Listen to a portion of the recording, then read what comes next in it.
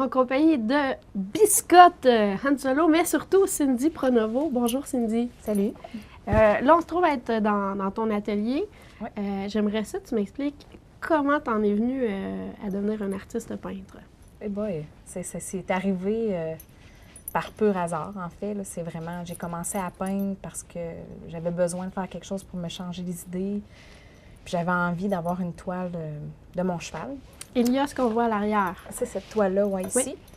Fait que une journée comme ça qui faisait froid en plein janvier, je me suis installée, puis je me suis dit, bon, ben c'est aujourd'hui que ça commence. Puis à partir de là, les gens ont beaucoup aimé mon travail. Fait que j'ai commencé comme ça, puis au fur et à mesure, ben la demande a comme grandi. Tu as vraiment une passion pour les chevaux, mais tu es issue du monde équestre. Oui, c'est ça. Dans le fond, toute ma vie, j'ai été pratiquement entraîneur, éleveur de chevaux, je faisais de la compétition, j'étais vraiment investie, c'était une passion. Ça se ressent dans tes toiles parce que ton processus part que tu as la relation privilégiée avec le cheval. Tu connais cet animal-là qui est spécial puis qui est aimé par plein de gens.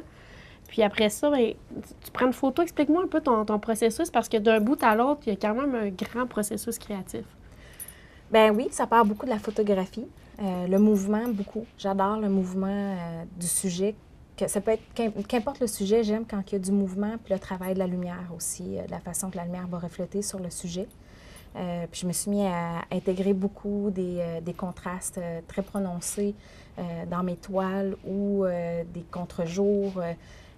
Tu sais, jouer vraiment avec la lumière puis le mouvement en même temps. Fait que ça a été vraiment une partie de mon inspiration, je te dirais, beaucoup là, à travers toutes mes toiles. Je vais m'amuser à jouer avec ma photo, jouer avec les expositions, puis voir un petit peu tu sais, les contrastes. Puis des fois, ça va me donner des idées, puis je pars à partir de là. Puis j'aime beaucoup intégrer des couleurs très éclatantes ou métalliques dans mes toiles. Les jeux de texture. Je m'amuse, puis des fois, je vais chez Homer de Serre, puis je sais pas, je fouille, puis là, je vois un nouveau produit intéressant, puis je le ramène à la maison, puis je me dis, bon, ben, on va voir ce que ça va donner sur la toile, puis je crée à partir de là. Fait que c'est vraiment instinctif. Là. Puis, tu as développé une signature particulière. J'aimerais ça que tu me parles de ta signature. Parce que tu as inventé un petit truc qui est comme fort probablement nouveau. Ouais, je pense peut-être que c'est unique ou ça vient encore de mon milieu équestre, là, cette idée-là. En fait, je trouvais que signer une toile venait gâcher l'ensemble artistique de la toile. Ça venait comme défaire toute l'image, tout le picture. Puis j'avais envie de quelque chose qui viendrait s'intégrer et faire partie de la toile. Et dans l'élevage de chevaux, en fait, c'est une tradition qui est très ancienne. Les éleveurs marquent au fer, soit au fer chaud ou au fer froid, leurs chevaux d'élevage avec un signe propre à leur élevage dans les chevaux espagnols.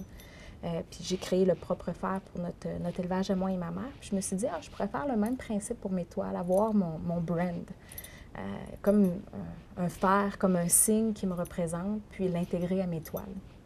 Donc c'est là que j'ai créé, dans le fond, mon logo qui est sur toutes mes toiles. Et je me suis amusée à intégrer aussi dedans des Swarovski parce que je trouvais que ça faisait une touche féminine puis intéressante.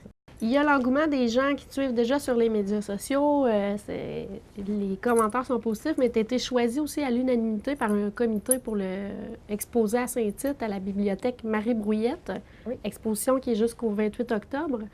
Parle-moi de ce coup de cœur que ces gens-là ont eu pour ton travail. En fait, c'est une dame qui travaillait pour la ville de Saint-Tite qui était sur le comité du Festival Western, que ça faisait un certain temps, que même ça faisait au-dessus d'un an. Elle dit, j'aimerais vraiment que tu présentes ta candidature, je vois ton travail, parce qu'elle était amie avec moi sur Facebook. Puis elle dit, je pense que c'est toi qui devrais être exposé durant le temps du festival parce que ton travail reflète vraiment l'esprit du Festival Western. Puis je pense que ton travail est vraiment bien.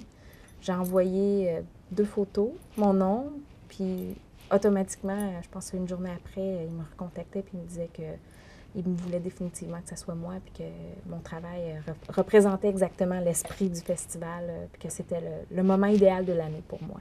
Je vous invite à découvrir cet artiste cindypronovo.com parce que c'est sûr qu'il va y avoir plein de choses qui s'en viennent pour elle dans la prochaine année, dont une exposition Gambrinus. C'est à côté, encourager la culture d'ici. Puis aussi, ben, je pense qu'elle va aller pas mal loin parce que déjà avec l'exposition à Saint-Tite, les commentaires sont excellents et des clients fort probablement des États-Unis aussi. Alors, allez encourager cet artiste. Merci beaucoup, Cindy Pronovo. Je te souhaite tout le succès du monde avec le talent que tu as. Et Biscotte! Han Solo. On va dire salut.